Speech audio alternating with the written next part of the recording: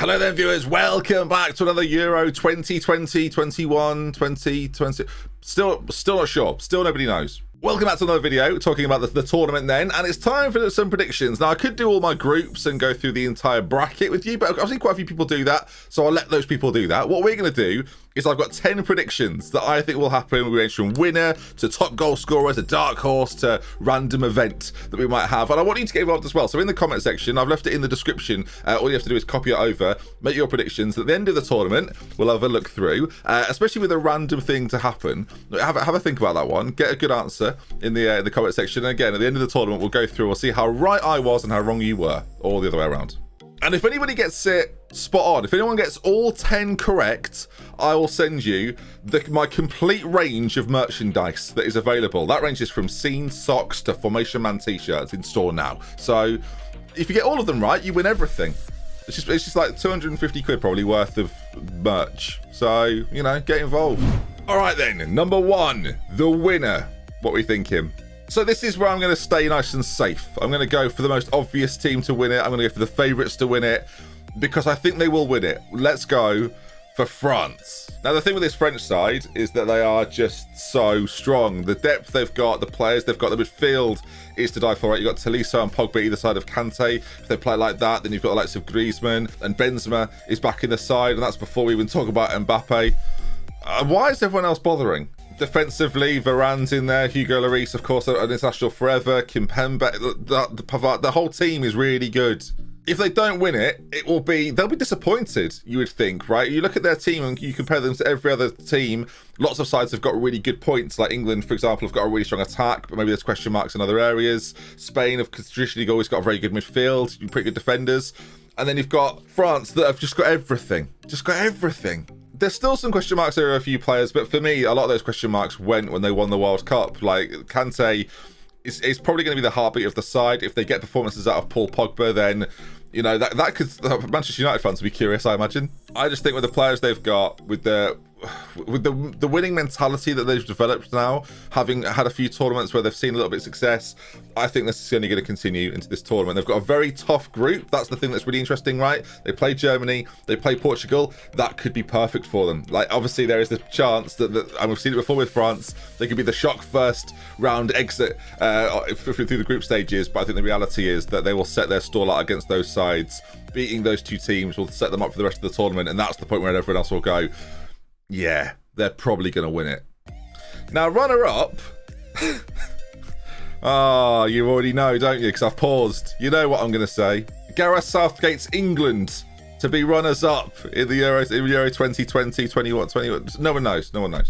Now, look, this is a little pie in the sky. We do have one of the best strikers in the world, arguably the best striker in the world, although Poland probably disagree with me. And if Gareth gets this right and England make it through that first couple of knockout rounds, look, if they get to the semi-final, I think it's absolutely on for them to maybe even win it, right, and upset the odds against a French side that they'll be very familiar with. But I think in terms of England, I think this will be England's best finish since they won the World Cup in '66. I think getting to the final will be the first time in a very long time. There's a lot of feel-good energy about England. We'll talk about that. I've got some England-specific predictions, so I'll be more discreet. But my runner-up, and we'll talk about them more in a moment, is England.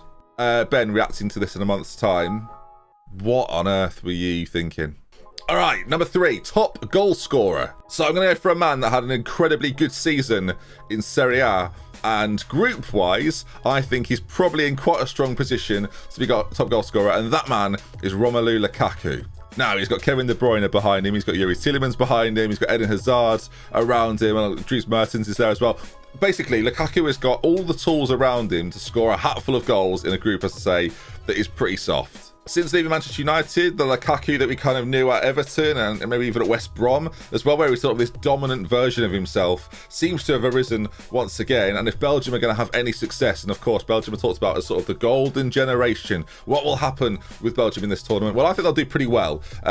I think they'll probably lose to France in the semi-finals, I think it can work out as, but I think Lukaku will power them there. I'm going to go for 8 goals for Lukaku as well, which is a lot in a tournament as well. So we'll go with 8 goals from Lukaku. Of course, Harry Kane got it in previous tournaments. I think he'll probably be pretty close. I think the likes of GRIEZMANN will be in conversations of top goal scorer. Maybe the likes of Benzema and Mbappe, of course, will be there as well. I can see basically, I can see France sharing the goals around a little more, where I think with Belgium, you can expect a lot from Lukaku. I think he will be the main man.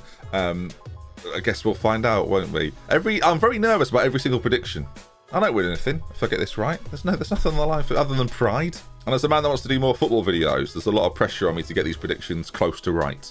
All right, I mentioned him in the potential top goal scorer category, but I actually think he'll be there around the most assists. I think it'll be a team game for France, and I think ANTOINE GRIEZMANN, who will play slightly deeper than Benzema and Mbappe, who I think will both play in sort of a diamond system, has been talked about a little bit for this French side. I think Griezmann will be the top of the assists. So whether it be to supplying the runners of Pogba and Tolisso, right, or having those forward through balls to the likes of Mbappe and Benzema, I think ANTOINE GRIEZMANn is always someone you never expect. Like, I remember like Thomas Muller being in the top goal scorer conversation once upon a time, and I think Griezmann's not an obvious playmaker in the tournament when you've got the likes of De Bruyne, right, who I think will be pivotal. Hazard will be in that conversation as well. Maybe Phil Foden and Jadon Sancho put themselves in that conversation too, as well as many others. But if I have to pick for one, and because I think they'll win the tournament, they'll be in for a longer period of time, Griezmann's my guy. And he plays Football Manager, so, you know, if anything, I'm doing it for solidarity reasons.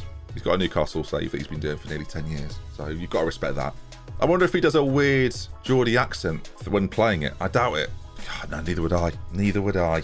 Why, pets? It's me, DoctorBenjy. I can't do it. So, player of the tournament, and I think this is going to solidify this man as Ballon d'Or winner this season, or this year, I should say. And that man, having won the Champions League and then will, I think, again win the Euros, is N'Golo Kante. I think he's one of the only forward players who will ever get this amount of credit.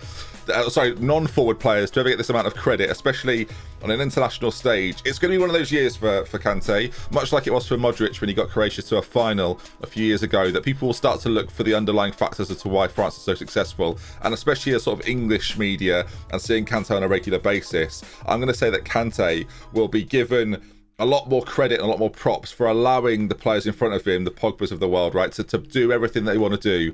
And as a result, Kante will be recognised not by just sort of English fans and Chelsea fans or French fans, but by Europe as a general theme. I think we'll all get behind N'Golo and basically awarding the Ballon d'Or at the same time as awarding him Player of the Tournament in this competition. For anyone who listens to the podcast I do with Zealand, that's 20 good minutes, you'll know that me and Zealand, our new thing is although we understand that N'Golo Kante is the most humble man in the history of football, I like to think that secretly he's not. He lives in a gold mansion, he drives the most expensive cars, and I know none of this is true. So if you see N'Golo Kante do anything over the course of the tournament, please tweet me anything where he's being nice, so I can misconstrue it as if he's the most arrogant man on the planet, which he's not. He's lovely, but that's not funny. That's not funny. That's not funny. So my dark horse of the tournament, and this relies massively on the fall of a certain team. And I've been looking at all the groups, right? I think there's some real good dark horse shouts. I think Poland are in the conversation. I think Switzerland are in the conversation as well. Denmark are another one that I think could go a lot further than people expect. I think all those teams are in this conversation, and I don't want people to think, oh, Ben, you're just pandering to your audience because you know it's from the British Isles. And Welsh fans, I've got bad news. Scotland.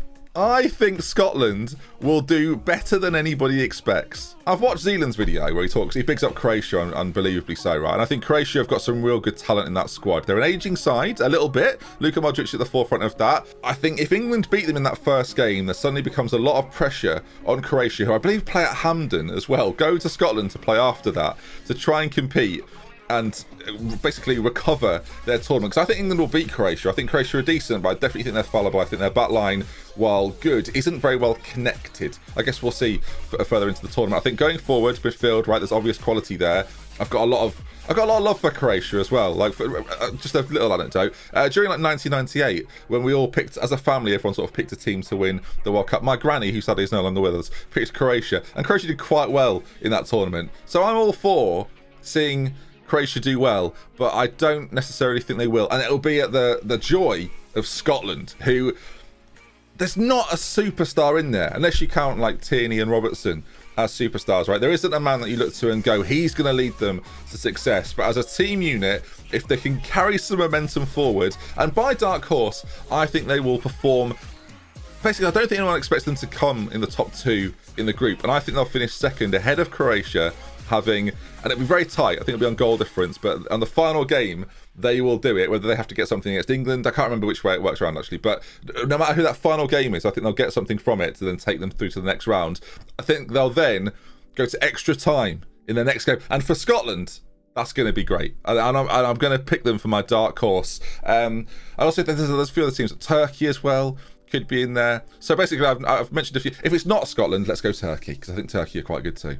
Now, biggest letdown. Now, this is tough because, and again, I'm going to put my neck on the line a little bit here, and I'm sure there'll be people going, no way, he's a big game player, there'll be no issue. And for biggest letdown, I could have gone for a team or I could have gone for a player, and I'm actually going to go for both, really, because I think this team revolves a little bit too much around this player, and he's not the player that he was 5 years ago. Still very good. He's still Cristiano Ronaldo, but my letdown in terms of what I think people are expecting, and I'm sort of expecting as well, like there's a world in which Portugal win the competition. So I think to pick the letdown, it has to be a team that you think are capable of winning it, not winning it, and not winning it in some style, right? And I'm going to go for Portugal. Tough group in that group of death, right? With Germany, with Hungary, I think it is, with France.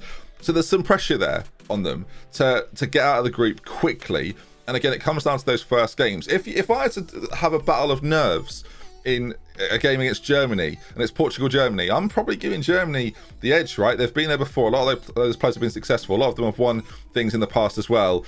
Portugal feel like a side that are coming. It's sort of, they're not dissimilar to Belgium, right? Where there's this idea of, this is now their moment. The squad is full of like Football Manager wonder kids that I've signed for a decade. I've got so much love for the players in that side. Bruno Fernandes, although he's a Manchester United player, I've got a lot of time for. Ruben Diaz is another one I've got a lot of time for. Cancelo is a player I really, really like, as well as Jota, right? And you've got Felix in there as well. There's so many great players in this Portugal side. Lots of people will be tipping them as the dark horse to win it, and I think they'll be one of the teams that fall away a little bit and don't make it out of the group, come third, but they will sort of stumble to third in the group, still get through because of the third place team thing. And it's a Ronaldo thing. If Ronaldo doesn't perform, I still feel like a lot is on him. He's going to be the figurehead in this, and going into the tournament, they've had some good pre-tournament results as well. They've looked good. It's when it doesn't work. Basically, I've got this vision of Ronaldo crying, and I've seen it before, and I think we might see it again.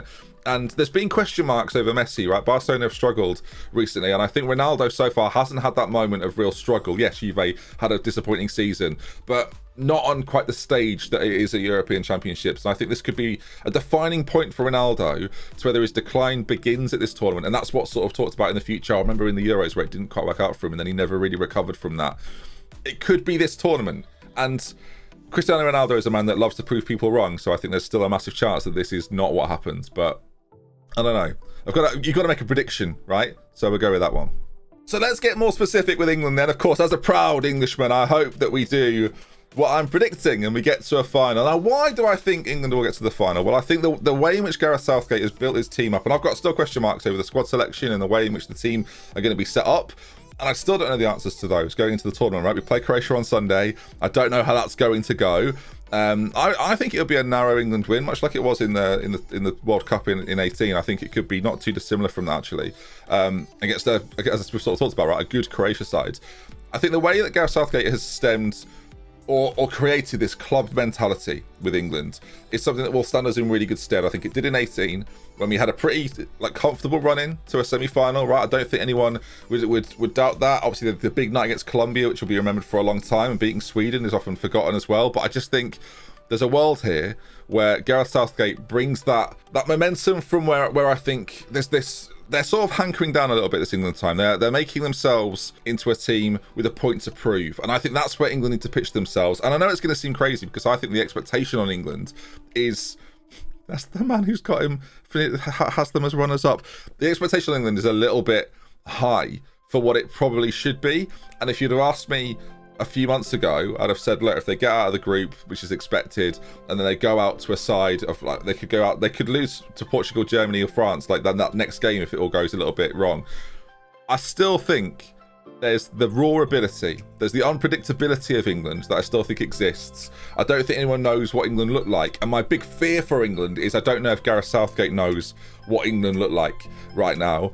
But if it all clicks, right, and if we see a Harry Kane banging form, seems fit, seems sharp, right, if we see the players around him buzz around him in a way which is very difficult to deal with, right, the likes of Grealish and Foden and Sterling and Sancho and Mason Mount, right, and you see those players prove themselves at this level, we can have such an exciting tournament on our hands as England fans. And I've got a lot of faith. Whether that faith is unfounded, I don't know, but I've got a lot of faith.